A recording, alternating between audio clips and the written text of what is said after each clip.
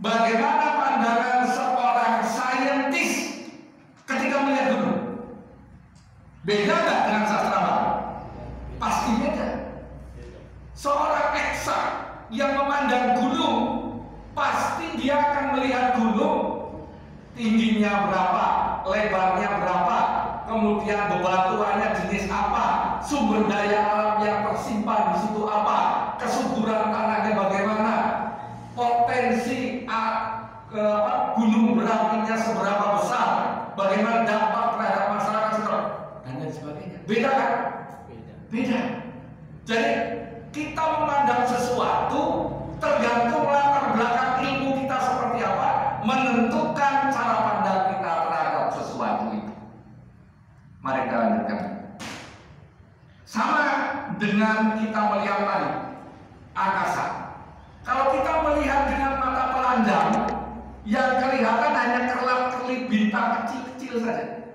Nggak ada ilmu apa-apa, pengetahuan apa yang kita cuma keindahan, yang mungkin terang, romantis dan sebagainya.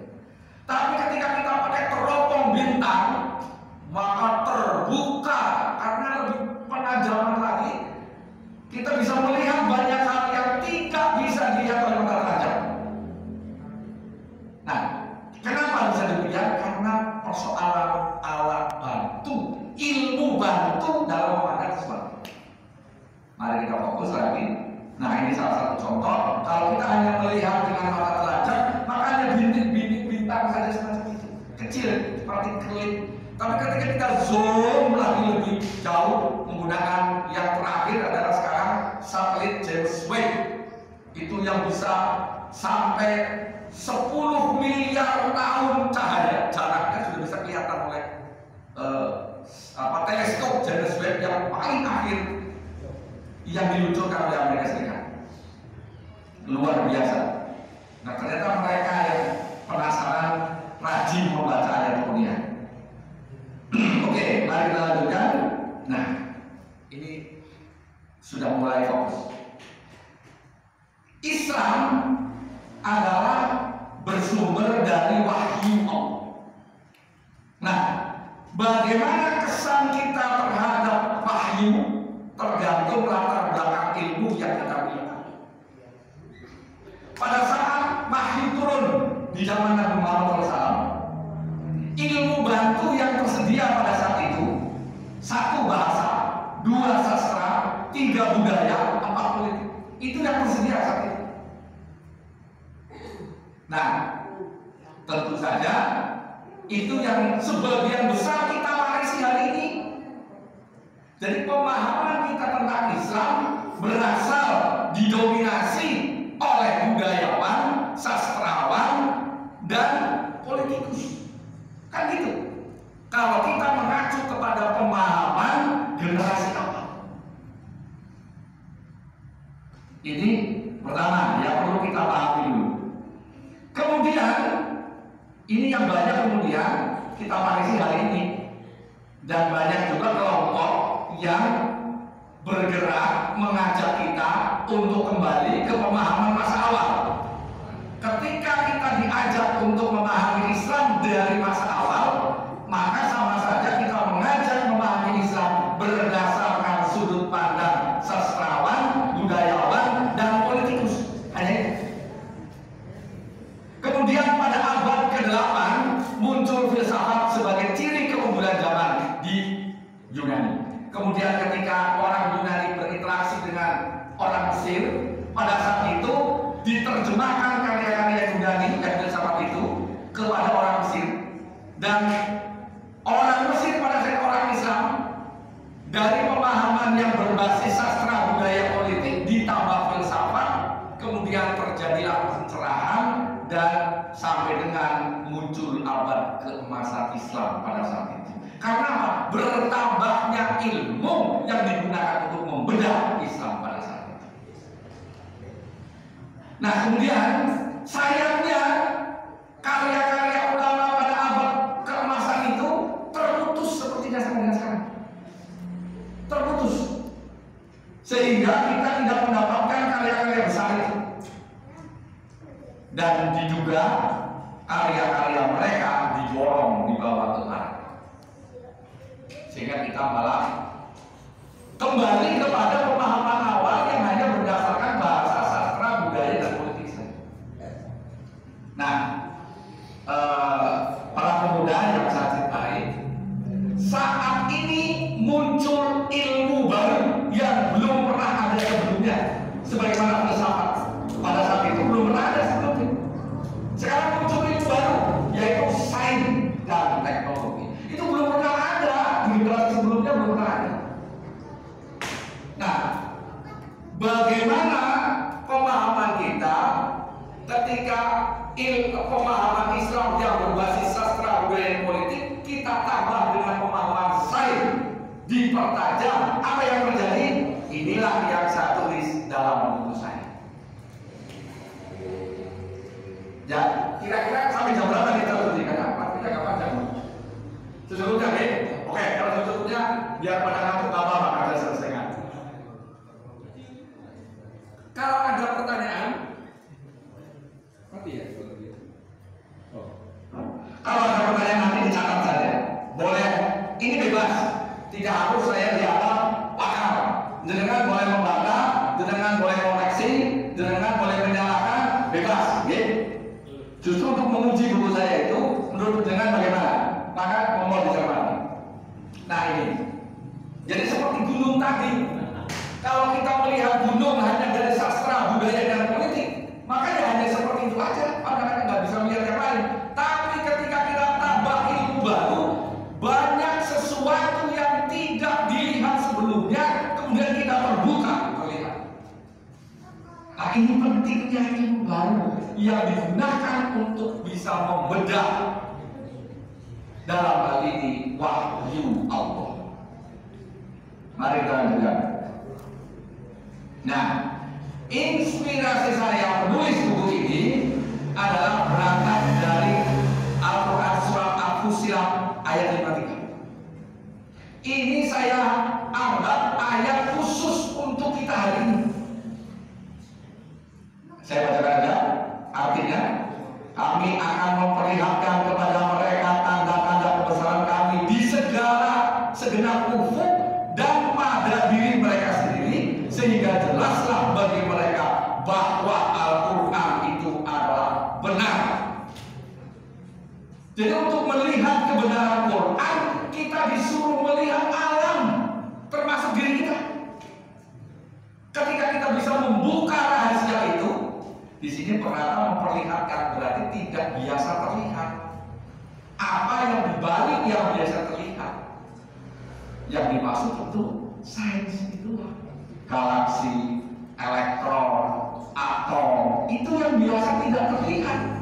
Nah itu kita pelajari, maka kita akan menemukan banyak hal dalam Al-Quran yang tidak terbaca kecuali kita menggunakan ilmu baru. Nah, sekarang fase titik temu Islam dan sains.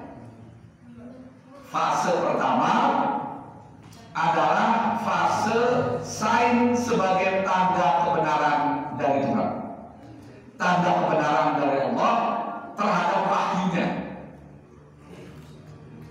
Jadi Al-Quran itu kan diperuntukkan untuk seluruh umat sejak diturunkan sampai akhir zaman.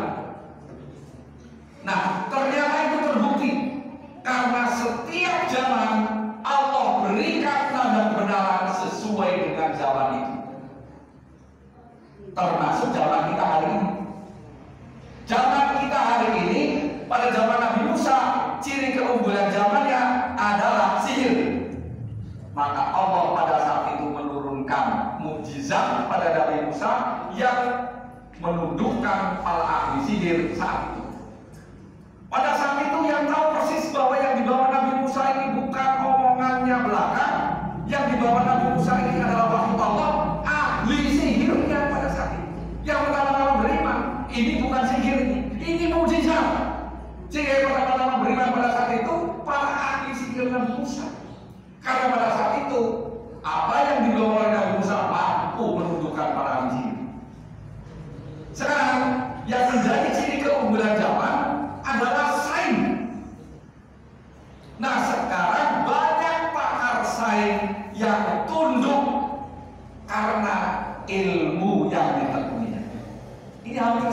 dengan zaman sekarang. Siapa misalkan? Murais Hussain, kemudian doktor profesor, sampai itu profesor matematika dari Amerika, dan banyak sekali yang lain. Orang masuk suatu agama itu biasa, tapi orang masuk suatu agama karena ilmu yang ditekuninya hanya ada di dalam Islam. Agama yang ada. Orang masuk agama Kristen karena ilmu yang ditekuninya belum pernah ada ceritanya. Tapi karena orang masuk Islam karena ilmu yang ditekuninya di Islam banyak sekali.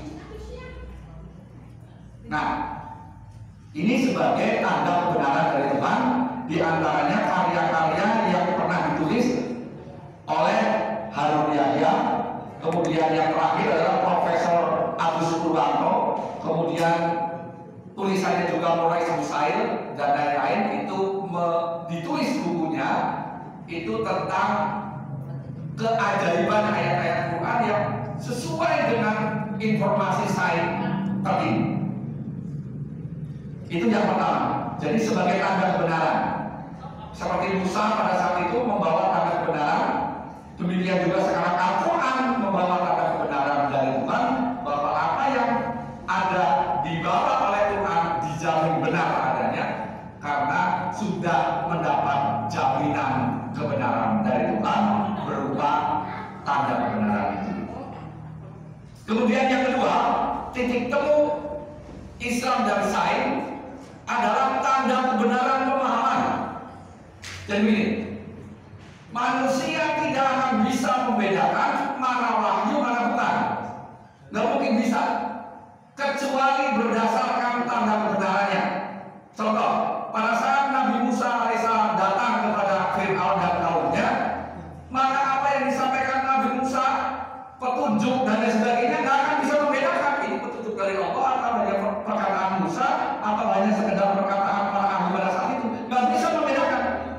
Supaya bisa membedakan mana wahyu mana bukan, Nabi Musa membawa mukjizat pada saat ini loh jaminan dari Allah bahwa apa yang saya bawa adalah benar adanya dari Tuhan. Itu tentang wahyu. Jadi demikian juga kita hari ini.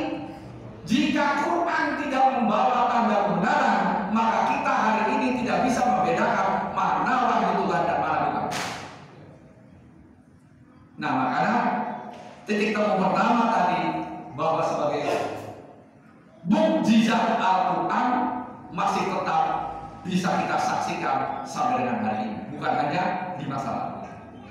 Itu gunanya buat kita. Jadi kita dengan tanda kebenaran itu semakin yakin, semakin teguh, dan tidak perlu ragu lagi. Itu yang pertama. Kemudian yang kedua, nah ini fase kedua, titik temu Islam dan sains adalah sebagai tanda kebenaran pemahaman. Ini yang penting buat kita.